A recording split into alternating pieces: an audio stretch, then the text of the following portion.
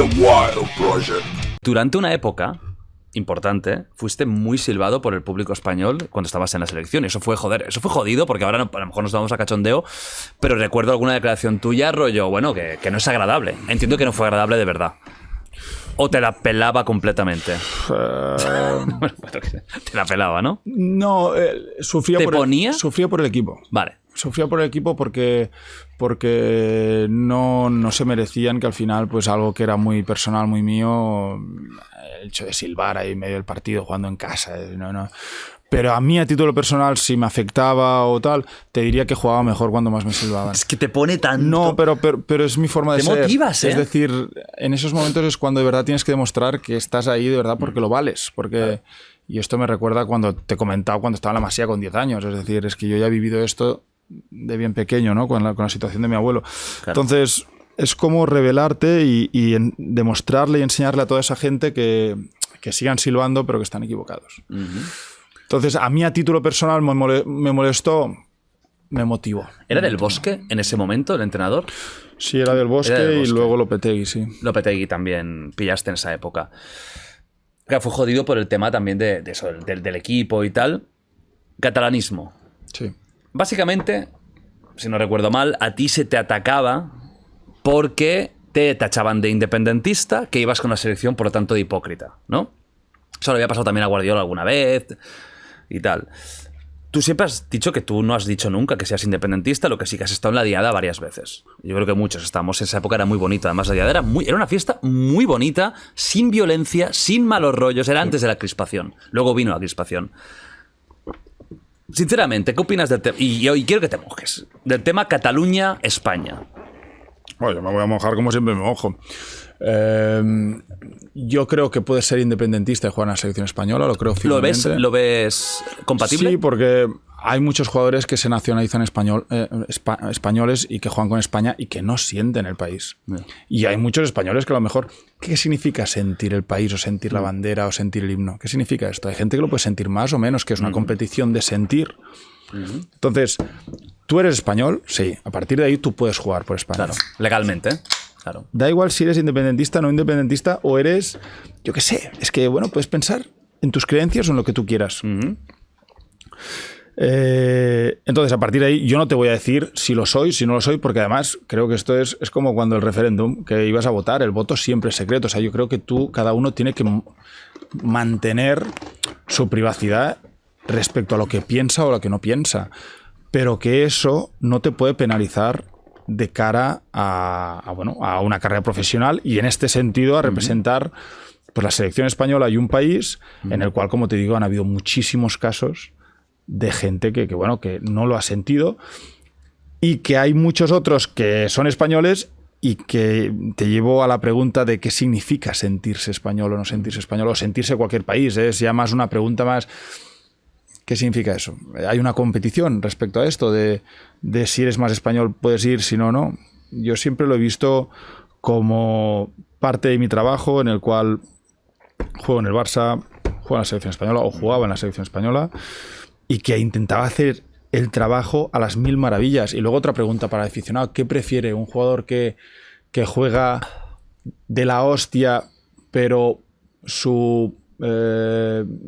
amor por el país o su sentimiento por el país es se la pela, o uno que es, vamos, el que más quiere a su país, pero luego el rendimiento es bajo? Al final estamos hablando de fútbol. Entonces, esa pregunta estaría bien para el que gracias a este has ganado el Mundial, y no lo digo por mí, sino por los 23 que estábamos en el campo. Sea. Gracias a este que has ganado el Mundial, en ese momento te pusiste a ver si sentía o si no sentía el país. Yo creo que son dos cosas totalmente distintas que los medios de comunicación pues les encanta incitar, que ponen pues encuestas cada vez que había convocatoria, encuesta de si Piqué tiene que ir a la sección o no quiere seguir a la sección, que por cierto ya los están imposicionando. Ya hoy he visto en Twitter una encuesta que hacía no sé qué medio era otra vez, más de lo mismo. ¿Pero de ti? Sí, de mí. Pues si tú no estás en la selección. No, por eso, pero bueno. Entonces, a partir de ahí, pues yo creo que mucho de este movimiento es creado por los por los medios de comunicación. Si no hicieran este ruido y hablaran de otros temas, al final ellos escogen qué temas quieren hablar. Y hablan de los temas que hacen más ruido. ¿Te parece triste por eso que el tema de Cataluña y España sea tan tabú que sea un peligro decir, por ejemplo, si eres independentista, si no, ¿crees que tendría que ser más libre y que no tendría que haber tantas consecuencias o críticas o malos rollos por decir lo que es cada uno? Bueno, porque yo creo que la gente no está... No pasa nada, ¿eh? Has oído creo que era gente de Vox que está viniendo a ver qué decís de España, ¿sabes? No, yo creo que a la gente le falta información, la gente no está informada, la gente no está preparada, mucha gente para de verdad tener una opinión con argumentos y con una base Por eso tú no sólida. quieres, por ejemplo, decir tus ideales 100%, porque crees que te crearía unas consecuencias con gente que no lo va a entender. No, exacto. Tú ves países que por ejemplo, como Canadá o como Escocia... Luego en Quebec, la zona de... Exacto. Es independentista. No, por eso. Ahí va. Que hacen votaciones al respecto y que se decide y que son libres de tomar la decisión sobre su futuro. Y Andy Murray, por ejemplo, que es un deportista muy conocido, tenista, que es escocés, él lo dijo, que él prefiere la independencia de Escocia. No le pasa absolutamente nada en Inglaterra, ni mucho menos, y se vivió con total normalidad. Entonces, a veces... Aquí en España te crujen. Yo creo que aquí se tiende a ir mucho por el amarillismo y por la noticia del chismoseo, la conversación de bar, que digo yo, ¿no? De que aquí nos encanta y lo que no nos gusta, pues vamos a por ello a muerte. Y yo creo que la gente, cuando hay alguien que se manifiesta y dice, pues yo soy independentista o yo no soy independentista, se tendría que preguntar el porqué de eso. El por qué pasamos en su momento de 10-15% de independentistas a casi un 50%.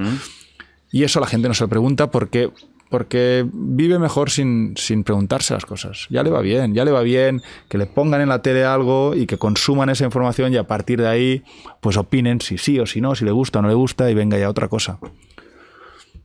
Es un tema complicado porque ahora con el tema del COVID, al final muchas de esas cosas van por qué es lo que está más de actualidad. Cuando vino el COVID, fíjate tú que la independencia a nivel mediático bajó mucho. Veremos ahora, estamos con Ucrania, a ver cuál es la próxima, ¿no? Pero sí que es cierto que hubo una época fuerte de crispación en Cataluña, en España. Y yo creo que todo, para mí, proviene sobre todo de una gran falta de diálogo y de entendimiento mutuo. O sea, yo he vivido en Madrid. De política. Yo lo he explicado. Yo voté en el referéndum. Y yo voté que sí. Porque en ese momento yo creía que yo estaba quemado con España, estaba quemado con siempre la negativa por parte de España de hablar con nosotros, de al menos un diálogo. Todo era no, que te rebotas. Y ahora mismo yo, si hubiera una votación, votaría que no. Soy la misma persona. Ha pasado unos años, me he desengañado de muchas cosas, pero ya el hecho de decir que sí o que no tendría que reportarme a mí más críticas, que es mi opinión. Es mi vida, yo decido, ¿no? En mi vida. Eso pasó cuando hubo el referéndum, que hubo todas esas hostias y tal, que yo creo que fue un momento clave. O sea, fue un punto de inflexión. Ese día de octubre, eso fue un punto de inflexión. ¿Tú cómo viviste ese día? ¿Te afectó a nivel personal? Sí que me afectó. Fue duro para todos en Fue Cataluña. duro. Nosotros jugamos un partido a puerta cerrada contra Las Palmas. Y fue muy duro, porque las imágenes hablan por sí solas. Y luego ahí también te das cuenta de una cosa, que es cómo funcionan los medios de comunicación, porque ese mismo día, después de ese partido, nos íbamos con la selección española y tú veías las imágenes, lo mismo que había sucedido, lo veías en TV3 y luego te ibas a Madrid y lo veías pues en los canales más mainstream, bueno, en Telecinco, sí, los típicos, de toda la vida. Y cómo cambiaba la manera de contar las cosas. Es que parecían dos realidades distintas. Obviamente la gente en España pues no consume TV3 y obviamente en Cataluña pues la mayoría consumen TV3. Entonces estamos hablando de... parecía como dos realidades totalmente distintas. Es más, yo me acuerdo con Pepe Reina que hablando, porque tampoco quise entrar al trapo. Porque Pepe no es muy del referéndum, ¿eh? Y él, cuando me explicaba, no, es que lo que habéis hecho, no sé, y yo me lo quedaba mirando y digo, hostia, es que la información es tan diferente que no me voy a entrar aquí ahora a defender, ni a discutir, ni a hablar de nada, porque es que estamos hablando de dos cosas distintas. Es que le voy a explicar esto y es que él no lo ha vivido.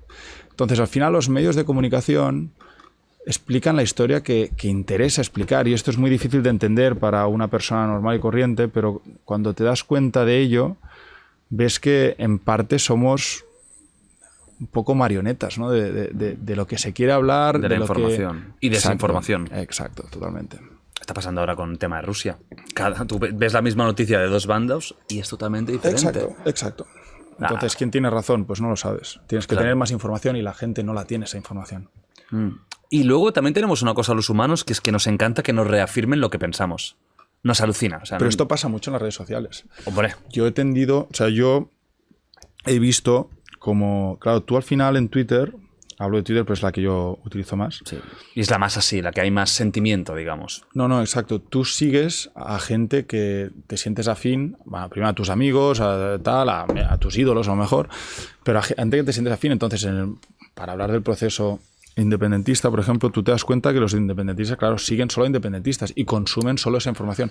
Y los no independentistas es justo lo contrario. Entonces, lo que pasa es que la separación es mucho más grande. Porque la gente se enerva y la gente se enfada con lo que ve y mira esto y mira lo otro y mira lo otro y no tiene constancia de lo que está pasando en el otro lado. Y yo, que al final necesitas viajar, necesitas conocer gente, necesitas tener información, es que esto es fundamental, estar preparado. Cuando pasa esto y empiezas a ver que al final todos partimos de la misma base, es que al final todos nos tendríamos que llevar bien. Yo me llevo bien con gente que piensa totalmente distinto que yo.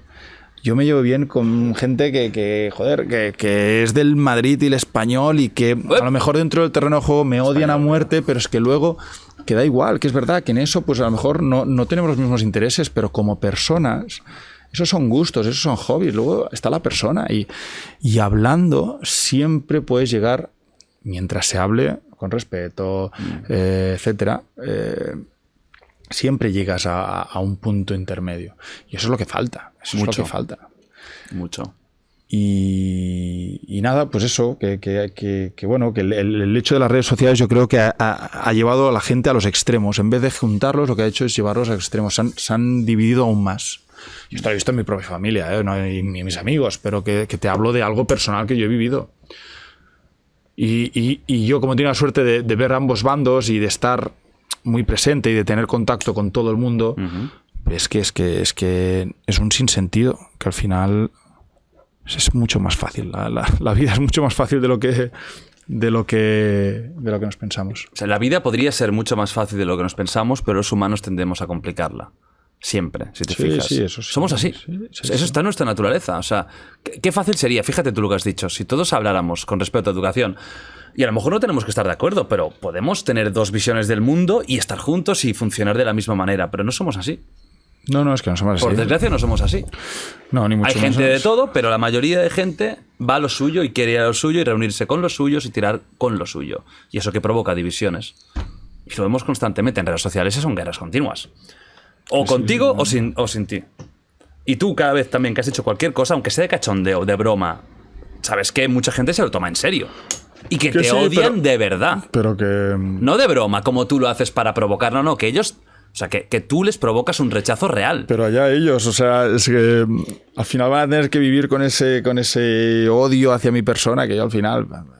Yo a él no lo conozco. Claro. O sea, es que...